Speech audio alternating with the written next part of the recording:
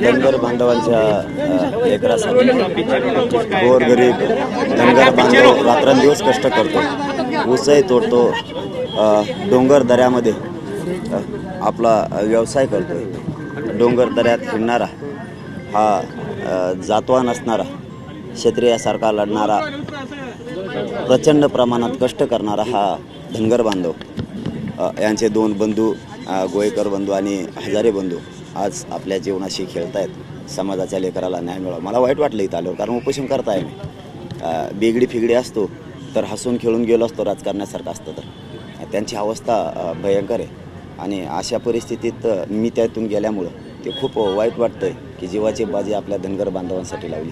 माझे धनगर बांधवांना विनंती आहे, समजून घ्या। वादविवाद, मतभेद, वैचारिक मतभेद असू शकतात, परंतु त्या लेकरांच्या पाठीशी उभा राहा।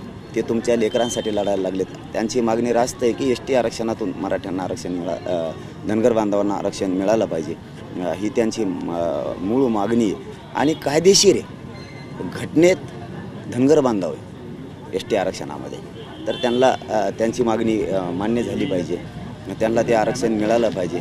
कारण ते कुठं कायदा सोडून घटना सोडून बोलत नाही आहे, त्यांचा आहे तो हक्क ते मागायला लागलेत आणि सरकारनं त्यांच्या उपोषणाची दखल घेऊन धनगर समाजाला न्याय दिला पाहिजे। कारण धनगर समाजसुद्धा शेवटी काय असतं बरं का, राजकारण हे राजकारणाच्या ठिकाणी असतं, समाजकारण हे समाजकारणाच्या ठिकाणी असतं, परंतु त्या समाजातही खूप गरीब समाज, त्यांची मागणी घटनेच्या नुसार आहे, तर त्यांना मात्र न्याय मिळाला पाहिजे, ही माझी प्रामाणिक भूमिका आहे। धन्यवाद। सर, गिरीश महाजन लातूर जिल्ह्याचे पालकमंत्री आहेत। धनगर बांधवांची अपेक्षा होती गिरीश महाजनांनी उपोषणस्थळी यावं, मात्र ते आले नाहीत। मी प्रत्येक ठिकाणी राजकारण करायचं म्हणून करणारातला पोरगा नाही। राजकारणी असता तर मग मी राजकारणी असतो तर बोललो असतो, ते असलेच आहेत। माझी एक इच्छा आहे उपोषण करता म्हणून की गिरीश महाजन काय आमचे शत्रू नाही आहेत आणि उगा इथं आंदोलनाच्या ठिकाणी आलं म्हणून त्यांच्याविषयी चिथावणी खोर बोलायचं असेल। गिरीश महाजन साहेबांनी पालकत्व त्यांच्याकडे या जिल्ह्याचं असलं तर त्यांनी पालकत्व स्वीकारून या उपोषणकर्त्याला 100% भेट दिली पाहिजे। याच्यात राजकारण करण्याची काही आम्हाला गरज नाही आणि आम्ही करणार पण नाहीत, पण त्यांच्याकडे पालकत्व हे म्हणल्याच्या नंतर गिरीश महाजन साहेबांनी या लेकरांच्या चेहऱ्याकडे बघितलं पाहिजे की त्यांचे आज खूप दिवसापासून हाल चाललेत। त्यांनी येऊन त्यांना भेटून त्यांना उपोषणाच्याबद्दल विचारपूस 100% करून त्यांची मागणी मान्यच करायला पाहिजे, ही माझी प्रामाणिक भूमिका आणि प्रामुख्यानं मागणी आहे गिरीश महाजन साहेबाकडे की तुमच्याकडे पालकत्व आहे, तुम्ही पालकत्वाची भूमिका पार पडून या लेकरांना भेटून त्यांच्या मागणीचा विचार करून सरकारसमोर मांडून ती सोडवायला पाहिजे, ही मात्र माझी प्रामाणिक भूमिका आहे। मी उघड टीका करून राजकारण करणारातला नाही। चलो, धन्यवाद। 10 वर्षाखाली म्हणजे आता जे सत्ताधीश आहे त्यांनी धनगर समाजाचा ST मध्ये समावेश करून घेण्याचं आश्वासन दिलं होतं। 10 वर्ष झालं ते सत्ता उपभोगता, मात्र कुठं ना कुठंतरी दुर्लक्ष केलं असं वाटत नाही? मी तेच बोललो आता की मी राजकारण करायचं म्हणून कधीच बोलत नाही। मग माझ्या तर राजकारणात काही बदल नाही, ज्या व्यासपीठावर जाईन त्या व्यासपीठावर टीकाच त्यांच्यावर, असं नाही। परंतु त्यांनी 10 वर्षापूर्वी शब्द दिला होता की धनगर बांधवांना माझं सरकार जर आलं तर पहिल्याच कॅबिनेटमध्ये मी आरक्षण देईन। त्यांनी ती भूमिका पार पाडावी।